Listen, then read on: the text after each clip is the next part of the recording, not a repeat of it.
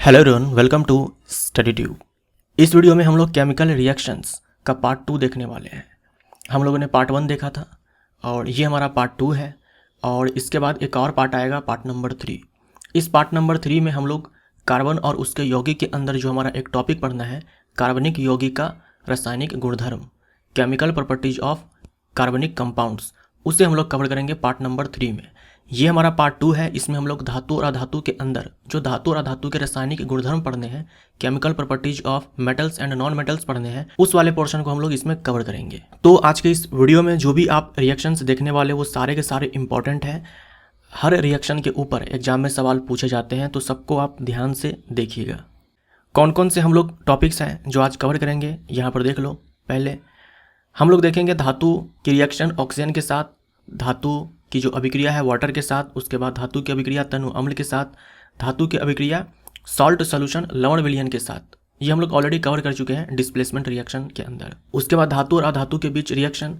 उसके बाद मेटलर्जी वाला जो पार्ट है क्लास 10th के अंदर, हालांकि मेटलर्जी मैंने आपको बहुत ही अच्छे से डिटेल में करवाया हुआ है केमिस्ट्री पार्ट 2 के अंदर, लेकिन हम लोग फिर से रिवाइज करेंगे जितना कि क्लास 10th में दिया हुआ है। जो मैंने आपको करवाया हुआ है केमिस्ट्री पार्ट 2 के अंदर, वहाँ मैंने काफ़ी डिटेल में बताया हुआ है, क्लास 10th से बाहर जाकर के भी बताया हुआ है। हम आज की इस वीडियो में क्लास 10th में जितना पढ़ना है ना, उन सबको रिवाइज कर लेंगे। ऐसे ही अधातु की अभिक्रिया ऑक्सीजन के साथ, जल के साथ, तनु अम्ल के साथ और उसके बाद लवण विलयन के साथ। तो इन सारे पॉइंट्स को हम लोग क्या करेंगे, इन सारे टॉपिक्स को हम लोग क्या करेंगे, रिवाइज करेंगे। सब में रिएक्शंस जो है इन्वॉल्व है और सारे जो रिएक्शंस हैं वो आपके एग्जाम के लिए इंपॉर्टेंट है। तो सबसे पहले हम लोग स्टार्ट करते हैं धातु और ऑक्सीजन के बीच अभिक्रिया। धातु और ऑक्सीजन के बीच जब अभिक्रिया होती है तो धातु ऑक्साइड का निर्माण होता है। धातु ऑक्साइड का निर्माण होता है।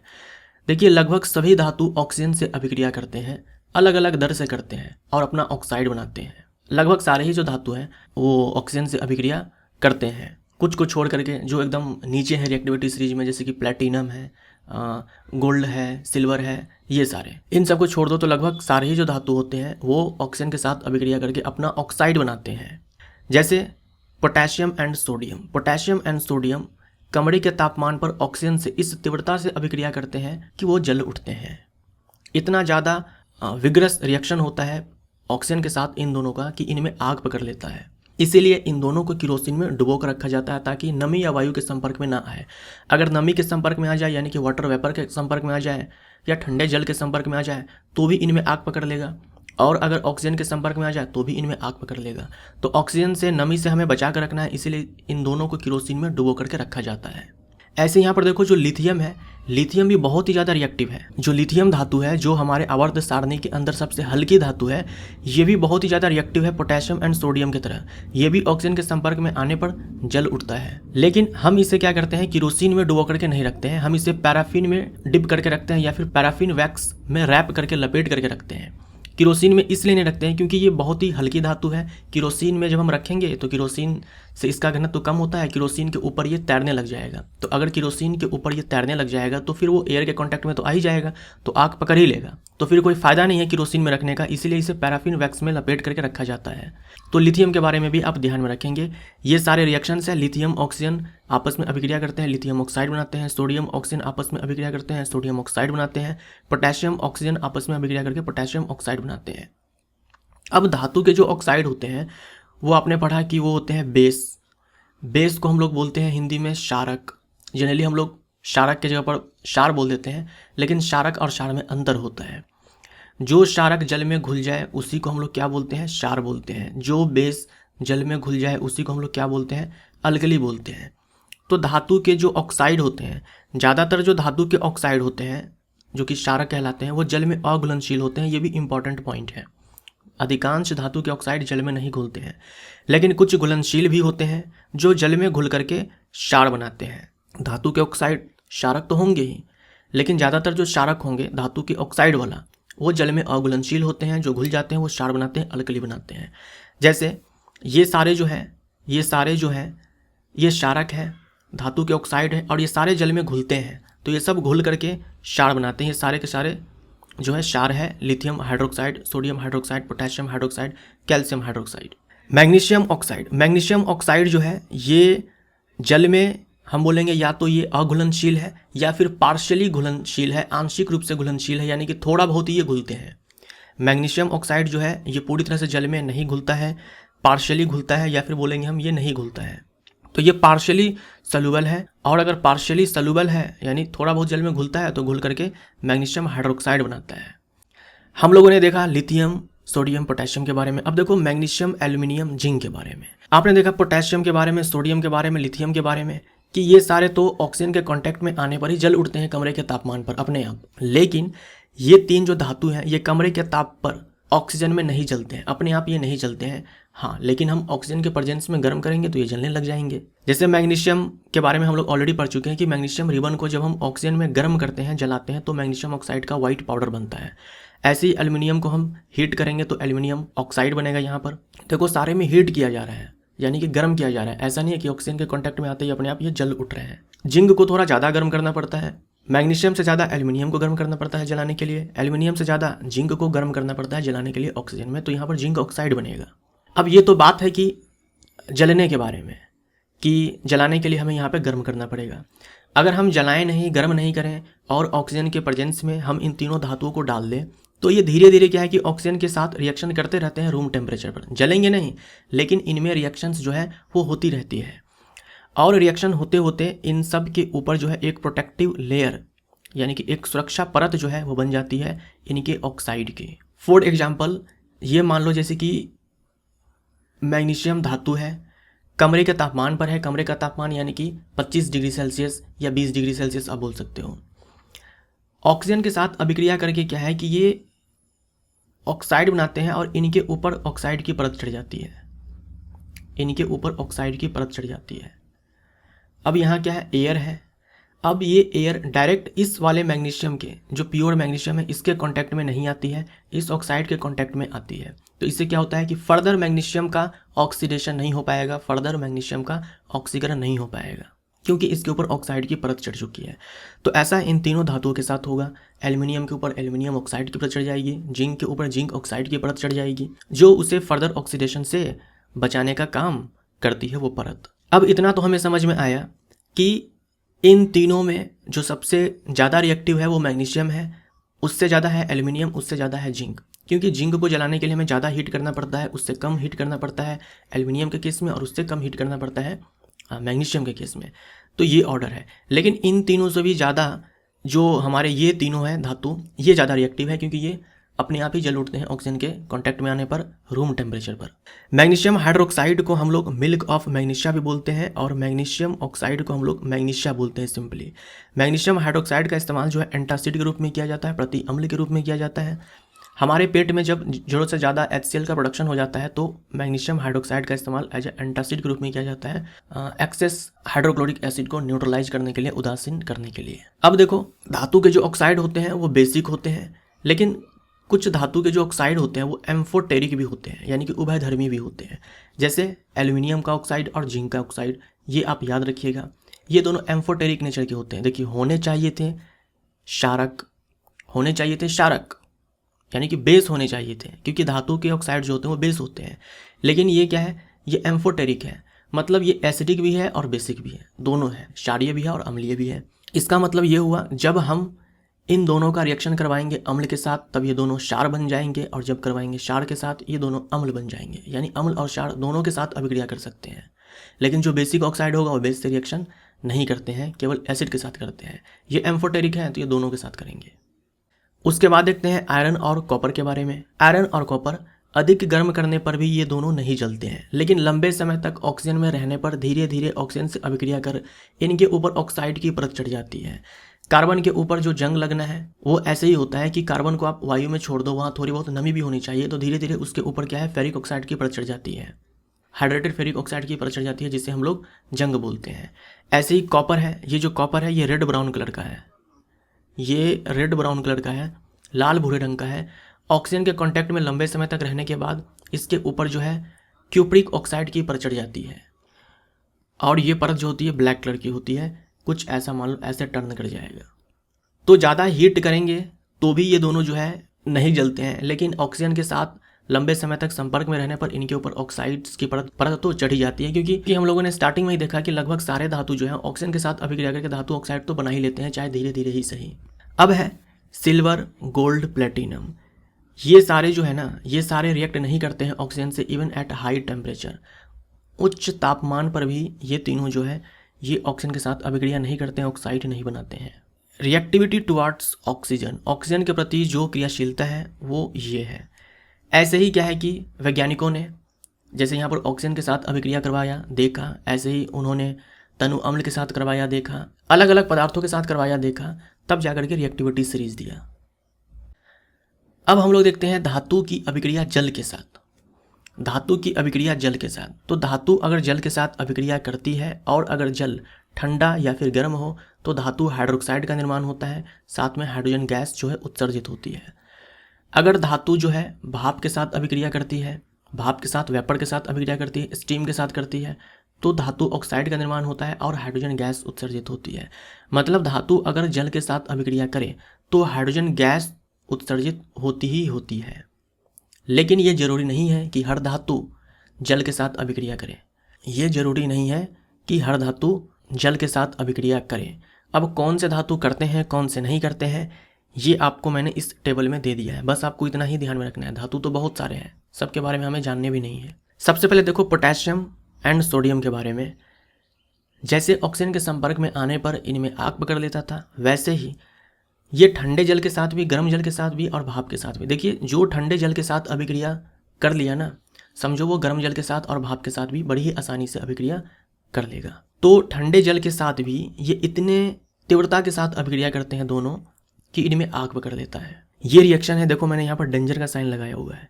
ये सोडियम, ये पोटेशियम एंड सोडियम जल के साथ अभिक्रिया करते हैं, पोटेशियम हाइड्रोक्साइड बनाते हैं, क्योंकि ये ठंडा गर्म भाप सब के साथ कर सकते हैं। तो यहाँ ठंडे जल के साथ करवाया गया है reaction, potassium hydroxide, sodium hydroxide यहाँ पर बना, और यहाँ पर देखो हाइड्रोजन गैस जो है उत्सर्जित होती है, और यहाँ पर बहुत ही ज़्यादा हीट जो है इवॉल्व होती है, बहुत ज़्यादा ऊष्मा निकलती है। ये एक हाईली एक्सोथर्मिक रिएक्शन है, ऊष्माक्षेपी अभिक्रिया है। अब ये ऊष्मा जो है इसके पास इतनी क्षमता होती है, मतलब इतनी मात्रा में ऊष्मा जो है यहाँ से निकलती है कि इस हाइड्रोजन को जला देती है, और हाइड्रोजन जैसे ही जलता है पोटेशियम एंड सोडियम में आग पकड़ लेता है। तो इसीलिए जो है पोटेशियम एंड सोडियम को नमी से, ऑक्सीजन से दूर रखा जाता है केरोसिन में डुबो करके। अब आ जाओ कैल्शियम के ऊपर देखते हैं। कैल्शियम भी ठंडे जल के साथ, गर्म जल के साथ और भाप के साथ, तीनों के साथ अभिक्रिया करते हैं। कैल्शियम भी जब ठंडे जल के साथ अभिक्रिया करता है तो यहाँ पर कैल्शियम हाइड्रोक्साइड बना, हाइड्रोजन गैस जो है यहाँ पर भी उत्सर्जित होती है और ऊष्मा यहाँ पर भी निकलती है। लेकिन यहाँ पर जो ऊष्मा निकलती है ये उतनी नहीं होती कि हाइड्रोजन को जला दे। तो कैल्शियम के केस में हाइड्रोजन में आग जो है ये नहीं पकड़ता है, यानी कैल्शियम जो है ये नहीं जलेगा। ये लेस वायलेंट है, कम तीव्रता वाली ये अभिक्रिया है, आग जो है यहाँ पर नहीं पकड़ता है। ये जो हाइड्रोजन गैस जो यहाँ पर निकलती है ये बबल्स के रूप में निकलती है, ठीक है, बबल्स के रूप में निकलती है, और ये बबल्स जो है ये चिपक जाते हैं कैल्शियम के सरफेस पे जाकर के। इसीलिए जो कैल्शियम है ये तैरने लग जाता है वाटर में, जल में तैरने लग जाता है कैल्शियम जब हम जल के साथ अभिक्रिया करवाते हैं। क्यों?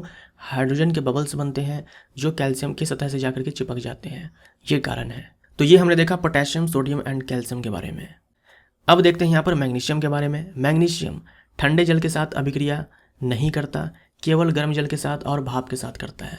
तो देखो अगर मैग्नीशियम गर्म जल के साथ अभिक्रिया करेगा तो धातु हाइड्रोक्साइड यहाँ पर बनने चाहिए, तो यहाँ पर बन गया मैग्नीशियम का हाइड्रोक्साइड और हाइड्रोजन गैस यहाँ पर उत्सर्जित होती है। और अगर हम भाप के साथ करवा दें तो मैग्नीशियम ऑक्साइड का निर्माण होगा और हाइड्रोजन गैस यहाँ पर उत्सर्जित होती है। मैग्नीशियम भी अगर हम गर्म जल के साथ अभिक्रिया करवाएं तो मैग्नीशियम भी ये जल में तैरने लग जाएगा। कारण वही है, हाइड्रोजन के बबल्स बनते हैं, हाइड्रोजन गैस के बबल्स बनते हैं जो मैग्नीशियम के सतह से जाकर के चिपक जाते हैं, जिसके कारण मैग्नीशियम इस गर्म जल में तैरने लग जाता है। तो ये हमने मैग्नीशियम के बारे में देखा। अब देखते हैं इन सब के बारे में। एल्युमिनियम है, जिंक है, आयरन है। एल्युमिनियम, जिंक, आयरन ये ठंडे जल के साथ भी अभिक्रिया नहीं करते हैं, गर्म जल के साथ भी अभिक्रिया नहीं करते हैं, केवल और केवल स्टीम के साथ करते हैं, भाप के साथ करते हैं। और अगर धातु भाप के साथ अभिक्रिया करे तो वहाँ पर इसको सही कर देना, हाइड्रोक्साइड नहीं ऑक्साइड, ऑक्साइड धातु ऑक्साइड यहाँ पर बनेगा और हाइड्रोजन गैस यहाँ पर उत्सर्जित होगी। तो यहाँ पर देखो ये सारे के सारे जो वाटर है ये गैसेस फॉर्म में है, यानी कि स्टीम के फॉर्म में है। तो यहाँ पर देखो ऑक्साइड का निर्माण हुआ है, ना कि हाइड्रोक्साइड का निर्माण हुआ है, और हाइड्रोजन गैस तो उत्सर्जित होगी ही। उसके बाद है लेड, कॉपर, सिल्वर, गोल्ड। ये सारे जो है ये जल के साथ अभिक्रिया नहीं करते हैं, चाहे वो ठंडा जल हो, गर्म जल हो, या फिर भाप के रूप में हो। तो ये जो टेबल है ये बहुत ही ज़्यादा इंपॉर्टेंट है। देखो यहाँ पर मैंने ग्रीन कलर किया है, इसका मतलब क्या है कि ये रिएक्शन जो है यहाँ पर हो रही है, और जहाँ रेड कलर है मतलब रिएक्शन जो है नहीं हो रही है। अब है धातु की अभिक्रिया तनु अम्ल के साथ। अम्ल में भी आपको दो ही अम्ल के बारे में पढ़ने होते हैं, HCl और H2SO4। अम्ल कई प्रकार के होते हैं, लेकिन आपको मतलब है HCl और H2SO4 से, वो भी तनु अम्ल होने चाहिए, कॉन्सेंट्रेटेड नहीं होने चाहिए, तनु अम्ल होने चाहिए। तो धातु तनु अम्ल के साथ अभिक्रिया करते हैं और धातु लवण बनाते हैं, और यहाँ भी हाइड्रोजन गैस जो है उत्सर्जित होती है। जो ये रिएक्शन होती है, जो ये अभिक्रिया होती है, इसकी जो तीव्रता है ये धातु की सक्रियता पर निर्भर करती है कि कौन कितना ज़्यादा सक्रिय है। जिस अभिक्रिया में धातु हाइड्रोजन को विस्थापित कर दे, उसी अभिक्रिया में हाइड्रोजन गैस उत्पन्न होगी। ये हम लोग ऑलरेडी चर्चा कर चुके हैं पार्ट 1 में। कौन सी वो धातु होगी जो हाइड्रोजन गैस को इवॉल्व करवा सकती है, जो इस रिएक्टिविटी सीरीज में हाइड्रोजन से ऊपर है। यहाँ पर डिस्प्लेसमेंट रिएक्शन जो है होती है, विस्थापन अभिक्रिया होती है। इस अम्ल से हाइड्रोजन को विस्थापित कर देती है वो धातु जो हाइड्रोजन से इस रिएक्टिविटी सीरीज में ऊपर है। तो जो धातु सक्रियता श्रेणी में यानी कि रिएक्टिविटी सीरीज में हाइड्रोजन से नीचे है, वह तनु अम्ल के साथ अभिक्रिया नहीं करती है। तो जो धातु है वो तनु HCl के साथ अभिक्रिया करके मेटल क्लोराइड यानी कि धातु क्लोराइड बनाएगी, और यहाँ पर हाइड्रोजन गैस जो है उत्सर्जित होगी। ऐसे ही डाइल्यूट H2SO4 के साथ रिएक्ट करके मेटल सल्फेट यहाँ पर बनेगा, और यहाँ भी हाइड्रोजन गैस उत्सर्जित होगी। जैसे मैग्नीशियम और यहाँ पर जो भी एसिड्स है वो डाइल्यूट है, तनु है, ठीक है। तो मैग्नीशियम और डाइल्यूट हाइड्रोक्लोरिक एसिड के बीच जब रिएक्शन होगा तो यहाँ पर सॉल्ट बनेगा मैग्नीशियम क्लोराइड, और यहाँ पर हाइड्रोजन गैस उत्सर्जित होगी। ऐसे ही एल्यूमिनियम जो है ये डाइल्यूट HCl के साथ अभिक्रिया कर एल्यूमिनियम क्लोराइड बनाएगा, जो कि सॉल्ट है, और यहाँ पर हाइड्रोजन गैस उत्सर्जित होती है। ऐसे ही आयरन जो है H2SO4 के साथ रिएक्ट करके यहाँ पर फेरस सल्फेट का निर्माण करेगा, और यहाँ पर हाइड्रोजन गैस उत्सर्जित होगी। अब जो कॉपर है इसका हम रिएक्शन करवाएं डाइल्यूट HCl के साथ या फिर डाइल्यूट H2SO4 के साथ, तनु हाइड्रोक्लोरिक अम्ल के साथ या फिर तनु सल्फ्यूरिक अम्ल के साथ, तो यहाँ पर रिएक्शन जो है वो नहीं होती है। क्यों नहीं होती है? क्योंकि कॉपर जो है नीचे है हाइड्रोजन से, तो ये इस अम्ल से हाइड्रोजन को विस्थापित नहीं करवा पाएगा। कौन? कॉपर, क्योंकि इसकी रिएक्टिविटी हाइड्रोजन से कम है। इसीलिए यहाँ पर हम बोल देंगे कि नो रिएक्शन। अब एक कॉन्सेप्ट है यहाँ पर और जो आपको ध्यान में रखना है, धातु जो है ये तनु नाइट्रिक अम्ल के साथ HNO3 नाइट्रिक एसिड, तनु नाइट्रिक अम्ल के साथ रिएक्ट करके हाइड्रोजन गैस को इवॉल्व नहीं करवा पाती है। यानी धातु और तनु नाइट्रिक अम्ल के साथ जब रिएक्शन होती है तो हाइड्रोजन गैस जो है वहाँ पर उत्सर्जित नहीं होती है। रिएक्शन तो होगी लेकिन हाइड्रोजन गैस वहाँ पर नहीं बनेगी। क्यों नहीं बनेगी वो आपको याद रखना है। जो नाइट्रिक अम्ल होता है वो एक प्रबल ऑक्सीकारक है, स्ट्रॉन्ग ऑक्सीडाइजर है। इसीलिए अभिक्रिया में जैसे ही हाइड्रोजन गैस बनती है, नाइट्रिक अम्ल हाइड्रोजन को ऑक्सीकृत कर देता है ऑक्सीजन दे करके। जैसे ही हाइड्रोजन गैस जो है उत्सर्जित होती है, ये जो प्रबल ऑक्सीकारक है नाइट्रिक अम्ल, ये तुरंत ऑक्सीजन चिपका देता है हाइड्रोजन को, और वो हाइड्रोजन कन्वर्ट हो जाता है किसमें? वाटर में। तो हाइड्रोजन गैस यहाँ पर इवॉल्व होती है, लेकिन तुरंत बनते ही नाइट्रिक अम्ल उसे ऑक्सीडाइज कर देता है, ऑक्सीकृत कर देता है, और उसको जल में कन्वर्ट करवा देता है। और ये खुद जो है ये रिड्यूस हो जाएगा। जब नाइट्रिक अम्ल ऑक्सीजन देगा अपना, तो हाइड्रोजन के पास ऑक्सीजन गया तो उसका हो गया ऑक्सीडेशन, लेकिन नाइट्रिक अम्ल से ऑक्सीजन छोड़ करके चली गई तो इसका हो जाएगा रिडक्शन। तो ये खुद जो है रिड्यूस हो जाता है, अवकृत हो जाता है इनमें से किसी में, नाइट्रोजन मोनोऑक्साइड में, या फिर नाइट्रोजन डाइऑक्साइड में, या फिर नाइट्रस ऑक्साइड में, इसमें अपचयित हो जाता है। तो ये कारण है कि नाइट्रिक अम्ल के साथ, डाइल्यूट नाइट्रिक अम्ल के साथ जब धातु अभिक्रिया करते हैं तो वहाँ पर हाइड्रोजन गैस इवॉल्व नहीं होती है। यहाँ पर देखो, अगर हम वेरी डाइल्यूट नाइट्रिक अम्ल ले, मतलब डाइल्यूट नाइट्रिक एसिड में भी हम क्या करेंगे, और पानी डाल देंगे, उसको हम और ज़्यादा डाइल्यूट कर देंगे, तब जा करके क्या है कि मैग्नीशियम और मैंगनीज ये जब रिएक्ट करते हैं इस वेरी डाइल्यूट नाइट्रिक एसिड के साथ, तो वहाँ पर हाइड्रोजन गैस इवॉल्व हो जाती है। तो ये भी आपको क्या करना है कि याद रखना है। अब धातु A जब रिएक्ट करती है, अभिक्रिया करती है धातु B के लवण विलयन से, तब जो धातु A है धातु B को विस्थापित कर देती है और खुद का लवण विलयन बना लेती है। ये हम लोग ऑलरेडी कवर कर चुके हैं डिस्प्लेसमेंट रिएक्शन में। ठीक है, ये हम लोग ऑलरेडी कवर कर चुके हैं विस्थापन अभिक्रिया में। तो यहाँ पर आप वीडियो पॉज करें, और खुद से इसको एक बार देख ले। ये मैं आपको ऑलरेडी करवा चुका हूँ, समझा चुका हूँ। रिएक्टिविटी सीरीज में हर ऊपर वाली जो धातु है वो नीचे वाली धातु को उसके विलयन से विस्थापित कर सकती है। नीचे वाली धातु जो है अपने से ऊपर वाली धातु को उसके विलयन से विस्थापित नहीं करवा पाएगी। जैसे यहाँ देखो, कोई रिएक्शन नहीं हुआ क्योंकि आयरन जो है ये नीचे है जिंक से, इसलिए आयरन विस्थापित नहीं करवा पाया जिंक सल्फेट से जिंक को। तो इसे आप एक बार फिर से पढ़ लेना, रिवाइज कर लेना। हम लोगों ने धातु वाला पार्ट जो है कवर कर लिया। ठीक है, हम लोग अभी मेटलर्जी वाला पार्ट देखेंगे आगे, उससे पहले हम लोग अधातु के बारे में जो भी पढ़ने हैं वो पढ़ लेते हैं। अधातु भी ऑक्सीजन के साथ अभिक्रिया करके अधातु ऑक्साइड बनाती है। हम लोगों ने देखा कि धातु के ऑक्साइड जो होते हैं वो क्षारीय होते हैं या फिर क्या होते हैं, उभयधर्मी होते हैं। अधातु के ऑक्साइड जो होते हैं वो अधिकांश अम्लीय होते हैं, कुछ उदासीन होते हैं। तो अधातु के ऑक्साइड क्या अम्लीय हो सकते हैं? बिल्कुल हो सकते हैं। क्या उदासीन हो सकते हैं? बिल्कुल हो सकते हैं, लेकिन क्षारीय नहीं होते हैं। जबकि धातु के ऑक्साइड जो है वो क्षारीय हो सकते हैं और उभयधर्मी हो सकते हैं। जैसे यहाँ देखो, कार्बन ने रिएक्ट किया ऑक्सीजन से तो बना यहाँ पर कार्बन डाइऑक्साइड। अब इस कार्बन डाइऑक्साइड को अगर हम रिएक्ट करवा दें H2O के साथ तो यहाँ पर देखो कार्बोनिक एसिड बन जाएगा। जो अधातु के ऑक्साइड होते हैं वो अम्लीय इसलिए होते हैं क्योंकि जल के साथ रिएक्शन करने पर वो एसिड बनाते हैं। हर अधातु के ऑक्साइड जो है जल के साथ अभिक्रिया करके अम्ल बनाते हैं, एसिड बनाते हैं, जो उदासीन होंगे उसको छोड़ करके।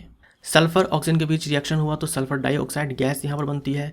इसका हम रिएक्शन करवाते हैं वाटर के साथ तो यहाँ पर सल्फ्यूरस एसिड का निर्माण होता है। ये सल्फ्यूरस एसिड है, सल्फ्यूरिक नहीं है, सल्फ्यूरस एसिड है। इसका हम वापस से रिएक्शन करवाएंगे ऑक्सीजन के साथ, यानी इसका हम ऑक्सीकरण करवाएंगे, तब जाकर के यहाँ पर सल्फ्यूरिक एसिड का निर्माण होता है। ये फास्फोरस है, फास्फोरस ऑक्सीजन के बीच में रिएक्शन हुआ तो यहाँ पर फास्फोरस पेंटाऑक्साइड का निर्माण हुआ। ये फास्फोरस पेंटाऑक्साइड वाटर के साथ रिएक्शन करने के बाद यहाँ पर फास्फोरिक एसिड का निर्माण करेगा।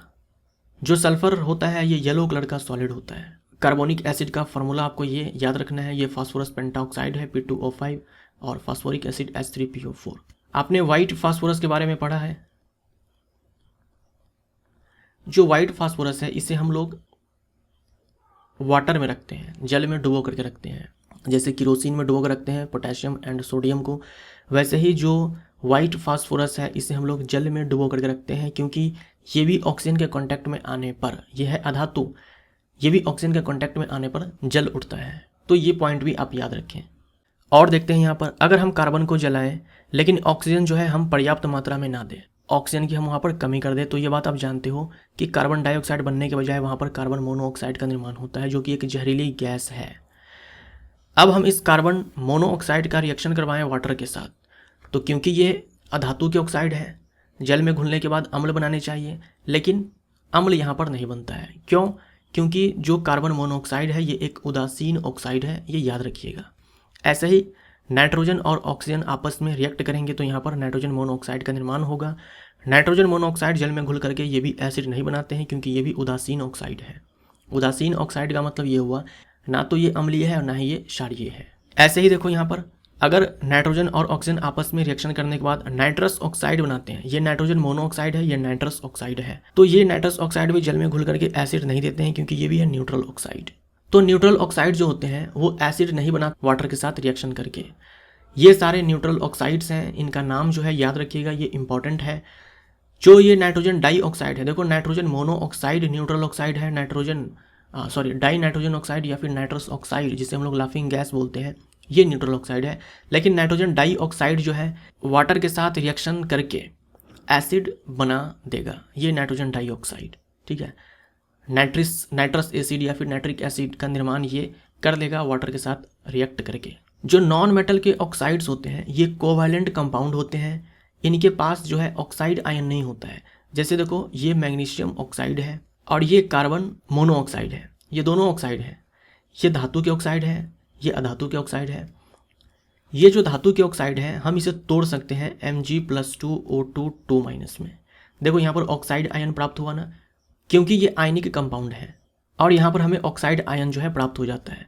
लेकिन जो नॉन मेटल के ऑक्साइड होते हैं, अधातु के जो ऑक्साइड होते हैं, यहाँ पर आप ऑक्साइड आयन प्राप्त नहीं कर पाओगे। नॉन मेटल के जो ऑक्साइड होते हैं, अधातु के जो ऑक्साइड होते हैं, वहाँ पर आप ऑक्साइड आयन प्राप्त नहीं कर पाओगे, जैसा कि आप यहाँ पर कर पाते हो धातु के ऑक्साइड के केस में।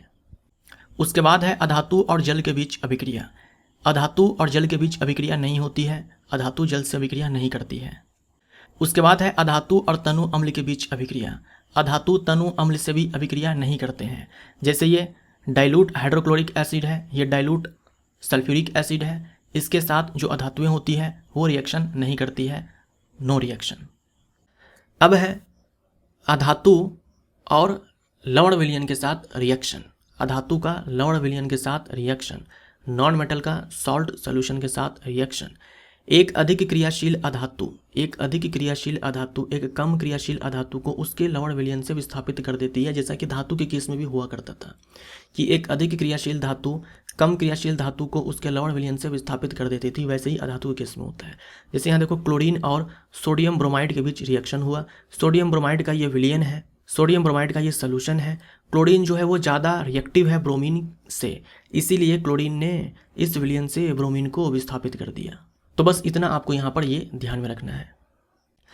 अब देखते हैं कि धातु और अधातु के बीच में रिएक्शन जो है वो कैसे होती है। सबसे पहला पॉइंट देखो, यहाँ पर जो धातु है वो अधातु के साथ जब रिएक्ट करते हैं तो आयनिक यौगिक का निर्माण करते हैं। आयनिक यौगिक को हम लोग वैद्युत संयोजक यौगिक बोलते हैं। आयनिक कंपाउंड को हम लोग इलेक्ट्रोवैलेंट कंपाउंड भी बोलते हैं। तो धातु अधातु रिएक्ट करके आयनिक कंपाउंड बनाते हैं, जबकि अधातु अधातु आपस में रिएक्ट करके कोवैलेंट कंपाउंड बनाते हैं, सहसंयोजक कंपाउंड बनाते हैं, सहसंयोजक यौगिक। जो आयनिक कंपाउंड्स होते हैं उनमें आयनिक बॉन्ड्स होते हैं, और ये आयनिक बॉन्ड्स जो है वो कुछ नहीं, वो फोर्स ऑफ अट्रैक्शन होता है। जो आप इलेक्ट्रोस्टैटिक फोर्स पढ़ते हो वो यही फोर्स है कैटायन और एनायन के बीच में, और इसी को हम लोग क्या बोलते हैं, आयनिक बॉन्ड बोलते हैं। जैसे मान लो ये एक कैटायन है, ये एक एनायन है, तो इनके बीच में अट्रैक्शन होता है। जो इलेक्ट्रोस्टैटिक फोर्स पढ़ते हो ना, वैद्युत स्थैतिक बल, वो यहाँ पे काम करता है, और इसी को हम लोग आयनिक बॉन्ड बोलते हैं। यहाँ पर इलेक्ट्रॉनों की साझेदारी नहीं होती है। जैसे यहाँ पर एग्जाम्पल के तौर पर देखो, सोडियम क्लोराइड जो कि एक आयनिक कंपाउंड है, NaCl सोडियम क्लोराइड कैसे बना ये। सोडियम का देखो ये इलेक्ट्रॉनिक विन्यास होता है 2 8 1। हर तत्व का परमाणु अपने बाह्यतम कोश में 8 इलेक्ट्रॉन पूरे करने चाहते हैं। हाइड्रोजन है जो अपने बाह्यतम कोश में 2 इलेक्ट्रॉन पूरा करना चाहता है, तो ये अपना 1 इलेक्ट्रॉन दान करके, डोनेट करके अपने बाह्यतम कोश में 8 इलेक्ट्रॉन पूरा कर लेगा। जो क्लोरीन है इसके बाह्यतम कोश में 7 इलेक्ट्रॉन है, तो ये 1 इलेक्ट्रॉन एक्सेप्ट करके 8 इलेक्ट्रॉन पूरा करना चाहेगा, ऑक्टेट कंप्लीट करना चाहेगा। अब ये जो सोडियम है ये अपना 1 इलेक्ट्रॉन देना चाहता है, जबकि जो क्लोरीन है वो 1 इलेक्ट्रॉन लेना चाहता है। तो इस सोडियम ने अपना 1 इलेक्ट्रॉन क्या है, क्लोरीन को पूरी तरह से ट्रांसफर कर दिया कि ले तू मेरा 1 इलेक्ट्रॉन अपने पास रख ले। इससे क्या होगा, तुम्हारे पास भी बाह्यतम कोश में 8 इलेक्ट्रॉन पूरे हो जाएंगे और मेरे पास भी बाह्यतम कोश में 8 इलेक्ट्रॉन पूरे हो जाएंगे। तो यहाँ पर इलेक्ट्रॉन का कंप्लीट ट्रांसफर हो जाता है। तो जब सोडियम ने अपना 1 इलेक्ट्रॉन दिया तो इसके ऊपर एक प्लस चार्ज आ जाएगा। जब क्लोरीन ने इसके दिए हुए 1 इलेक्ट्रॉन को लिया तो इसके ऊपर माइनस चार्ज आ जाएगा, और इनके बीच में फोर्स ऑफ अट्रैक्शन काम करेगा। इसी को बोलेंगे हम आयनिक बॉन्ड, और ये बना लेंगे आयनिक कंपाउंड। ऐसे ही यहाँ पर देखो मैग्नीशियम का ये इलेक्ट्रॉनिक विन्यास है, बाह्यतम कोश में 2 इलेक्ट्रॉन है, दोनों इलेक्ट्रॉन ये डोनेट कर देगा तो इसके बाह्यतम कोश में 8 इलेक्ट्रॉन पूरे हो जाएंगे। अब क्लोरीन है, एक क्लोरीन के बाह्यतम कोश में बस 1 इलेक्ट्रॉन चाहिए, जबकि यहाँ पर तो 2 इलेक्ट्रॉन है, तो हम 2 क्लोरीन ले लेंगे। तो हमने इस मैग्नीशियम के 2 इलेक्ट्रॉन को दे दिया किसको, क्लोरीन को, 2 क्लोरीन को। एक क्लोरीन को एक ही चाहिए होता है बाह्यतम कोश में 8 इलेक्ट्रॉन पूरे करने के लिए, तो यहाँ पर 2 इलेक्ट्रॉन 2 क्लोरीन के द्वारा एक्सेप्ट किया गया। तो यहाँ पर देखो ये बना कैटायन, ये बना एनायन, इनके बीच में फोर्स ऑफ अट्रैक्शन होगा जिसे हम लोग आयनिक बॉन्ड बोलेंगे, और ये मिलकर बनाते हैं आयनिक कंपाउंड। तो ये था किसके किसके बीच में, धातु और अधातु के बीच में। अब देखो अधातु और अधातु के बीच में ये बनाते हैं सहसंयोजक यौगिक कोवैलेंट कंपाउंड। जो कोवैलेंट कंपाउंड्स होते हैं उनमें कोवैलेंट बाउंड्स होते हैं, और ये बाउंड्स बनते कैसे हैं, इलेक्ट्रॉनों के साझेदारी से। यहाँ पर कोई अपना 1 इलेक्ट्रॉन पूरी तरह से या 2 इलेक्ट्रॉन पूरी तरह से नहीं देगा, बोलेगा बस काम चला ले। जैसे आपके पास एक कमरा है और आपका एक दोस्त है जो आपके इस कमरे में रहना चाहता है, तो 2 तरीका है, या तो आप अपने कमरे को पूरी तरह से दे दो कि ये ले लो, जो मन है वो करो कमरे में, या फिर क्या कर सकते हो कि आप अपने साथ उसको रख सकते हो, कमरे को शेयर कर सकते हो। अगर आपने दे दिया पूरा कमरा पूरी तरह से तो वो आयनिक बॉन्ड हो गया, और अगर आपने साझेदारी कर ली कमरे की तो वो कोवैलेंट बॉन्ड हो गया। जैसे यहाँ देखो ऑक्सीजन के बाह्यतम कोश में कितने इलेक्ट्रॉन होते हैं, ऑक्सीजन का जो इलेक्ट्रॉनिक विन्यास है वो है 2 और 6।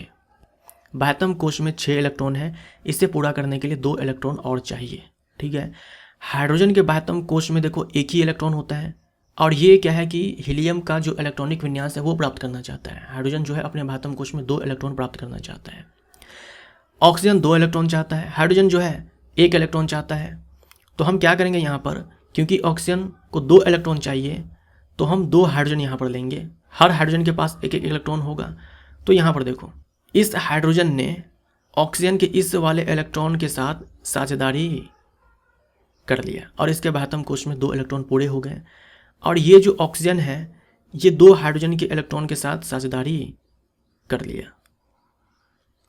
अब इसके बाह्यतम कोश में देखो 8 इलेक्ट्रॉन पूरे हो गए, 2 2 4 2 6 2 8। लेकिन इस 8 में 2 इलेक्ट्रॉन किसके हैं, हाइड्रोजन के हैं, जो कि पूरी तरह से नहीं दिया गया है क्योंकि इसी इलेक्ट्रॉन से जो है हाइड्रोजन भी काम चला रहा है। वैसे ही यहाँ पर अमोनिया है। अमोनिया नाइट्रोजन का जो इलेक्ट्रॉनिक विन्यास है वो 2 5 होता है, इसके बाह्यतम कोश में 3 इलेक्ट्रॉन चाहिए और हाइड्रोजन को 2 इलेक्ट्रॉन चाहिए होता है बाह्यतम कोश में। तो अमोनिया को 3 इलेक्ट्रॉन देने के लिए 3 हाइड्रोजन यहाँ पर देखो आया। हर हाइड्रोजन के पास एक एक इलेक्ट्रॉन है, तो हर हाइड्रोजन ने अमोनिया के इलेक्ट्रॉन के साथ साझेदारी किया और अपने बाह्यतम कोश में 2 इलेक्ट्रॉन पूरे कर लिए। अपने बाह्यतम कोश में 2 इलेक्ट्रॉन पूरे कर लिए। और जो यहाँ पर नाइट्रोजन है, इसको चाहिए था 3 इलेक्ट्रॉन, इसको चाहिए था 3 इलेक्ट्रॉन। तो 3 हाइड्रोजन के 3 इलेक्ट्रॉन्स के साथ इसने साझेदारी कर ली। तो इसके पास देखो अब है 2 इलेक्ट्रॉन, 2 2 4, उसके बाद 2 6 और ये 2 8। लेकिन इस 8 में देखो 1 2 3, ये 3 इलेक्ट्रॉन्स जो है ये हाइड्रोजन के हैं, जो पूरी तरह से नहीं दिया गया है, साझेदारी की गई है। वैसे यहाँ पर क्लोरीन के बारे में समझ सकते हो। और ये वीडियो पॉज करके जो है आप इसको पढ़ लो एक बार। ये आयनिक यौगिक और सहसंयोजक यौगिक के बीच अंतर को दिखाया गया है। ये काफ़ी ज़्यादा इंपॉर्टेंट टेबल है, ये पढ़ लीजिए, हर कुछ आपको यहाँ पर अच्छे से समझ में आ जाएगा। अब आते हैं धातुओं के निष्कर्षण पे, यानी कि मेटलर्जी वाले पार्ट को देखते हैं। ये हमारा आखिरी टॉपिक है इस वीडियो का। धातुओं का जो निष्कर्षण होता है उसके अयस्क से जितने हमें क्लास 10th में पढ़ने हैं हम लोग केवल उतने को रिवाइज करेंगे। ये रिएक्टिविटी सीरीज है। ये सारे जो धातु होते हैं ये ज़्यादा रिएक्टिव होते हैं, ये मुक्त अवस्था में नहीं मिलते हैं, तो इनको इनके अयस्क से प्राप्त करने का एक अलग तरीका है। ये मध्यम वर्ग के हैं, यानी कि इनकी रिएक्टिविटी जो है ये मध्यम वर्ग में आती है, तो इनको इनके अयस्क से प्राप्त करने का अलग तरीका है, इनको इनके अयस्क से प्राप्त करने का अलग तरीका है। ये तो मुक्त अवस्था में मिलते हैं तो इनके निष्कर्षण की आवश्यकता नहीं है। अब ये जो ज़्यादा रिएक्टिव वाले धातु हैं इनको प्राप्त करने का जो तरीका है इनके अयस्क से वो है इलेक्ट्रोलिसिस, यानी कि वैद्युत अपघटन। अब इन पांच में भी ये सारे जो 4 हैं इनको प्राप्त किया जाता है इनके गलित क्लोराइड के इलेक्ट्रोलिसिस से, याद रखिएगा, गलित क्लोराइड है, मोल्टेन क्लोराइड है, एक्वस क्लोराइड नहीं है। अगर हम एक्वस लेंगे वहाँ पर तो ये मैं आपको ऑलरेडी बता चुका हूँ, जैसे यहाँ पर अगर हम एक्वस लेते हैं तो ये सोडियम ना बन करके यहाँ पर सोडियम हाइड्रोक्साइड बन जाता। तो हम क्या करेंगे, मोल्टेन स्टेट लेंगे, एक्वस सोल्यूशन नहीं लेंगे क्लोराइड का। तो इन सब को इनके अयस्क से प्राप्त करने का तरीका ये है कि मोल्टेन क्लोराइड लो, तब जाकर के उसका वैद्युत अपघटन करवाओ और हमें ये सारे धातु जो है मिल जाएंगे। अब कैथोड पर सोडियम बनेगा और एनोड पर क्लोरीन बनेगा। देखो इसमें रटने की जरूरत नहीं है कि कैथोड पर कौन बनेगा, एनोड पर कौन बनेगा, ये आप यहाँ पर समझ सकते हो। ये कैथोड और जो एनोड होते हैं ये होते हैं इलेक्ट्रोड्स। ये मान लो ये है एनोड और ये है कैथोड। कैथोड होता है इनके ऊपर नेगेटिव चार्ज होते हैं, ऋणात्मक ये इलेक्ट्रोड होते हैं। ये जो कैथोड होता है ये ऋणात्मक इलेक्ट्रोड होता है और ये धनात्मक इलेक्ट्रोड होता है, इनके ऊपर प्लस चार्ज होता है। अगर मैं आपसे ये बोलूं कि हमारे पास 2 कैटायन है, एक A+ है और एक B- है, कौन किसके पास जाएगा? देखिए कैथोड के पास नेगेटिव चार्ज है, यानी कि इसके पास इलेक्ट्रॉन ज़्यादा है, तो नेगेटिव चार्ज वाला जो आयन है वो तो नहीं आएगा इसके पास, क्योंकि उसके पास ऑलरेडी इलेक्ट्रॉन है। तो जिसको इलेक्ट्रॉन चाहिए वो आएगा कैथोड के पास। तो ये जो A+ है ये कैथोड के पास भागता हुआ आएगा। जब ये आएगा कैथोड के पास तो क्या करेगा, ये कैथोड अपना एक इलेक्ट्रॉन, इसको एक इलेक्ट्रॉन चाहिए, A+ चार्ज है, तो एक इलेक्ट्रॉन क्या करेगा, ये इसको दे देगा और इसको A में कन्वर्ट कर देगा। तो देखो यहाँ पर क्या हुआ कि एक इलेक्ट्रॉन दिया देने के बाद इसका ऑक्सीडेशन नंबर पहले +1 था, अब यहाँ पर 0 हो चुका है, यानी इसका करवा दिया रिडक्शन।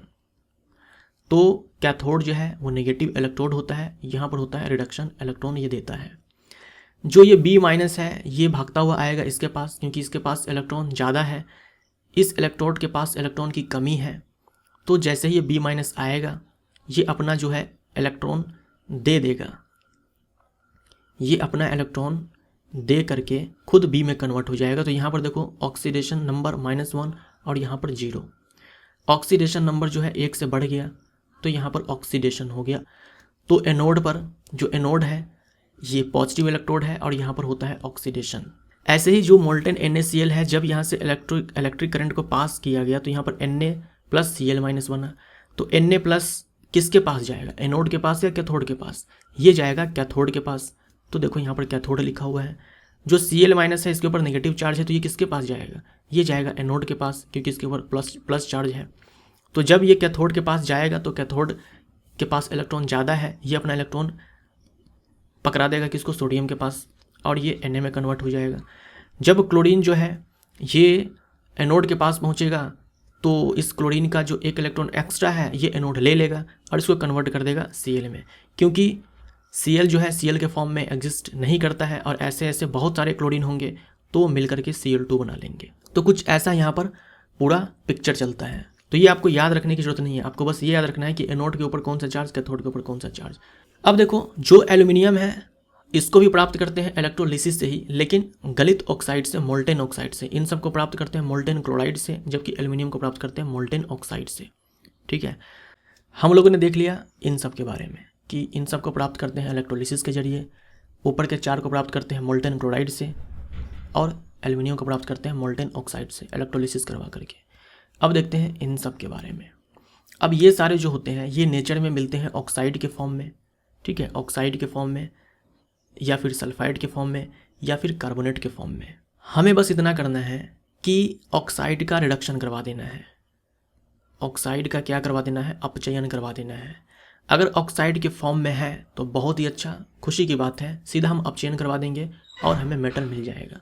लेकिन मान लो ऑक्साइड के फॉर्म में नहीं है, वो सल्फाइड के फॉर्म में है, कोई दिक्कत नहीं है, सल्फाइड के फॉर्म में है तो हम उसे ऑक्साइड में कन्वर्ट कर देंगे।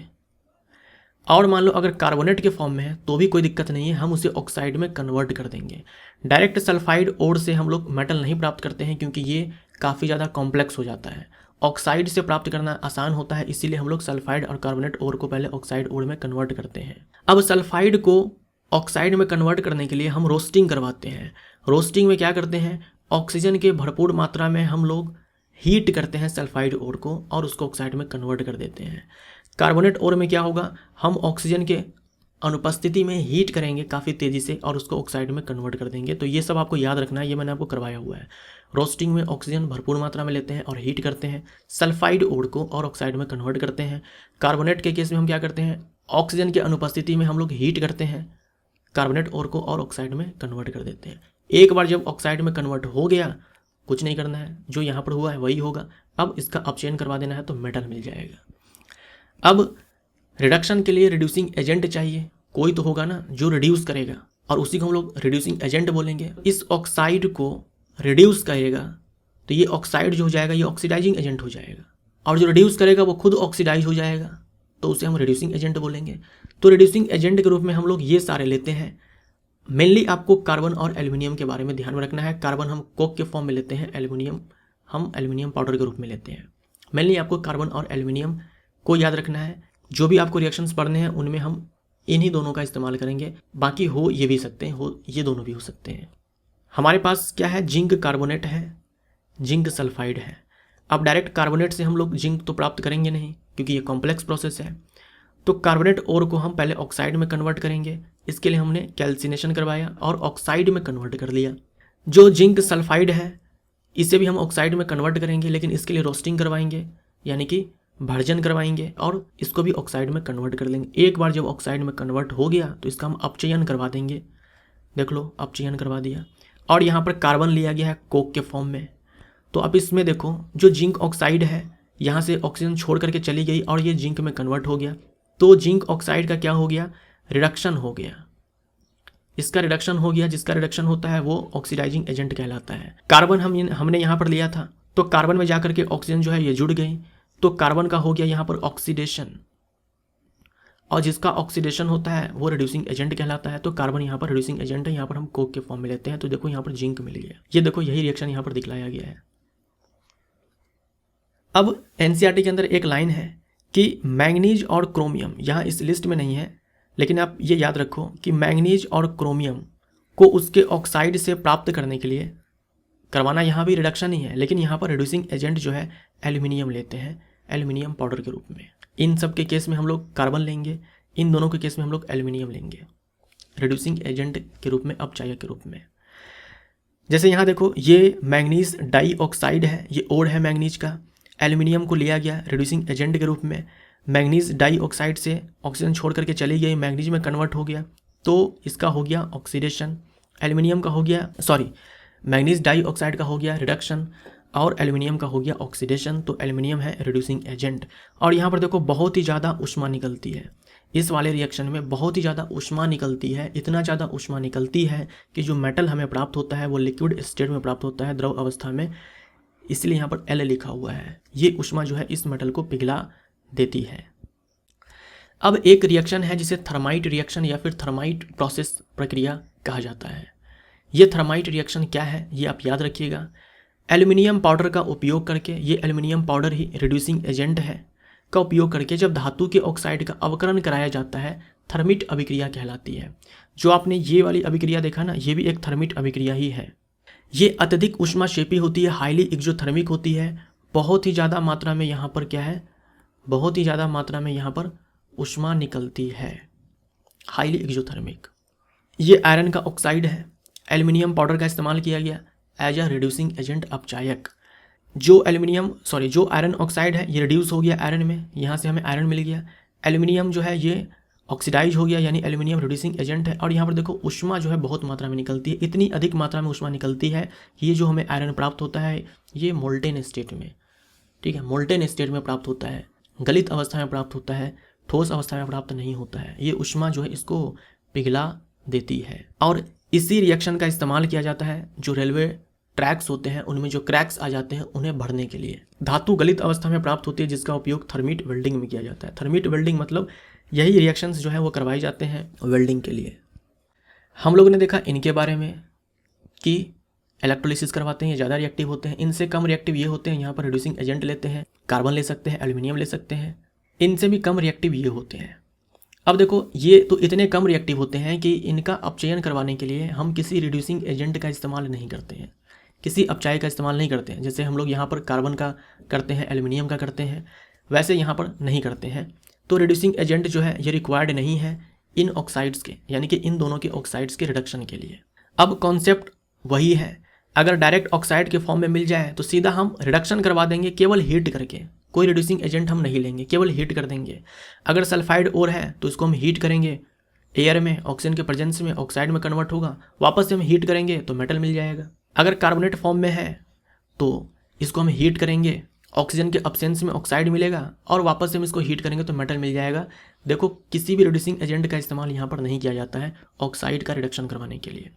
जैसे यहाँ पर एग्जाम्पल के तौर पर सीने बार जो है ये अयस्क है मरकरी का, क्योंकि सल्फाइड अयस्क है तो सबसे पहले इसका रोस्टिंग करवाएंगे, रोस्टिंग करवा करके हमने इसे ऑक्साइड में कन्वर्ट कर दिया। अब देखो इसके ऑक्साइड को रिड्यूस करने के लिए हम लोग किसी रिड्यूसिंग एजेंट का इस्तेमाल जो है यहाँ पर नहीं करते हैं, केवल हीट कर देते हैं तो हमें ये मरकरी यहाँ पर प्राप्त हो जाता है। तो ये सीने बार जो है ये अयस्क है किसका, मरकरी का। जो ZnS है इसे हम जिंक ब्लेंड बोलते हैं, ये जिंक का अयस्क है। जो ZnO है इसे हम जिंकाइट बोलते हैं, ये भी जिंक का अयस्क है, ऑक्साइड और ये जो जिंक कार्बोनेट है इसे हम लोग कैलामाइन बोलते हैं, ये जिंक का कार्बोनेट और है। तो ये जिंक ब्लेंड है, ये जिंकाइट है और ये है कैलामाइन। ऐसे यहाँ पर कॉपर के बारे में देखते हैं। ये कॉपर सल्फाइड का हमारे पास एक सल्फाइड अयस्क है। सल्फाइड अयस्क को सबसे पहले हम रोस्ट करेंगे, ऑक्साइड में कन्वर्ट करेंगे, तो ये ऑक्साइड में हम लोगों ने कन्वर्ट कर लिया। अब यहाँ पर होता ये है कि जैसे मान लो ये कॉपर सल्फाइड है तो 90% जब कॉपर सल्फाइड जो है ये कन्वर्ट हो जाता है, यहाँ पर 90% जब कॉपर सल्फाइड लगभग कन्वर्ट हो जाता है ऑक्साइड में, अभी भी 10% जो है ये कॉपर सल्फाइड के फॉर्म में ही बचा हुआ है। लेकिन 90% 95% ये कन्वर्ट हो चुका है ऑक्साइड के फॉर्म में। अब हम क्या करेंगे, ये जो हम रोस्ट करवा रहे थे कि ऑक्सीजन के भरपूर मात्रा में गर्म कर रहे थे, अब हम करेंगे क्या कि इस ऑक्सीजन को हम बंद कर देंगे, एयर सप्लाई हम बंद कर देंगे, गर्म करते रहेंगे, ठीक है, हीट करते रहेंगे, लेकिन ऑक्सीजन सप्लाई बंद कर देंगे। कब? जब एक अच्छा खासा अमाउंट इस सल्फाइड का कन्वर्ट हो चुका होगा ऑक्साइड में, तो हम एयर सप्लाई बंद कर देंगे, ऑक्सीजन सप्लाई बंद कर देंगे और गर्म करते रहेंगे। तो रिएक्शन हो जाएगा किसमें, जो ये ऑक्साइड बना था और जो बचा हुआ अभी सल्फाइड है, इन दोनों के बीच में रिएक्शन होगा। तो यहाँ से जो है ये रिड्यूस हो जाता है कॉपर में। अब हमारे पास बचता है सिल्वर, गोल्ड, प्लेटिनम। प्लेटिनम को आप यहाँ पर डाल सकते हो सबसे नीचे। ये सारे जो है ये मुक्त अवस्था में मिलते हैं, इनके निष्कर्षण की आवश्यकता नहीं है, ऐसे ही फ्री स्टेट में मिल जाते हैं। अब जो भी धातु को प्राप्त किया गया है उसके ऑक्साइड ओर से, सल्फाइड ओर से, कार्बोनेट ओर से, उनमें थोड़ी बहुत अशुद्धियाँ जो है वो मौजूद रहती हैं। ज़्यादातर अशुद्धियाँ जो है पहले ही हम हटा देते हैं, इलेक्ट्रोलाइसिस और रिडक्शन से पहले ही हटा देते हैं, लेकिन फिर भी थोड़ी बहुत अशुद्धियाँ जो है मौजूद होती है, तो उसे हम लास्ट में हटाते हैं और उसे बोलते हैं रिफाइनिंग ऑफ मेटल्स, धातुओं का परिष्करण। इसके भी कई सारे मेथड्स होते हैं, लेकिन जो सबसे कॉमन मेथड है, मोस्ट कॉमन मेथड है, वो है इलेक्ट्रोलाइटिक रिफाइनिंग, यानी कि विद्युत अपघटनी परिष्करण। यहाँ भी इलेक्ट्रोलाइसिस करवाया जाएगा। तो यहाँ पर देखो, इलेक्ट्रोलाइसिस करवाने के लिए एनोड लिया जाएगा इम्प्योर मेटल का। जिस मेटल को प्योर करना है, जिस धातु का शुद्धिकरण करवाने जा रहे हैं, उसी को हम एनोड बना देंगे और उसी मेटल का प्योर फॉर्म लेंगे और उसका कैथोड बनाएंगे। और हम इलेक्ट्रोलाइट लेंगे जो कि उसी मेटल का होगा। इलेक्ट्रोलाइट विद्युत अपघट्य के रूप में जो हम सोल्यूशन लेंगे वो उसी मेटल का होगा। आपको यहाँ पर कॉपर के बारे में ध्यान में रखना है, एग्जाम में अगर पूछा भी जाएगा तो कॉपर के बारे में ही पूछा जाएगा आपसे। तो यहाँ पर एग्जाम्पल के तौर में है इलेक्ट्रोलाइटिक रिफाइनिंग ऑफ कॉपर। तो यहाँ देखो, हमारे पास एक इम्प्योर कॉपर होगा जिसे हम प्योर करना चाह रहे हैं इस प्रोसेस के जरिए। तो उसी इम्प्योर कॉपर का हम एनोड बना देंगे और इसी कॉपर का प्योर फॉर्म लेंगे, हम उसका कैथोड बना देंगे। एनोड के ऊपर आप जानते हो कि प्लस चार्ज होता है और कैथोड के ऊपर नेगेटिव चार्ज होता है। उसके बाद हम लेते हैं कॉपर सल्फेट सोल्यूशन। मैंने आपसे कहा इलेक्ट्रोलाइट भी लेंगे, यानी कि जो सोल्यूशन लेंगे हम वो उसी मेटल का लेंगे जिसका हम प्योर करने जा रहे हैं। तो यहाँ पर कॉपर को हम प्योर करने जा रहे हैं और कॉपर का ही देखो यहाँ पर सोल्यूशन है एसिडिफाइड कॉपर सल्फेट सोल्यूशन, यानी कि इनमें थोड़ा बहुत हम लोग एसिड भी डालते हैं, जैसे कि H2SO4, इसीलिए एसिडिफाइड लिखा हुआ है। अब ये कॉपर सल्फेट का सोल्यूशन है, तो यहाँ पर Cu2+ और SO4 ये आयंस होंगे। जब इलेक्ट्रिक करंट को पास करवाया जाता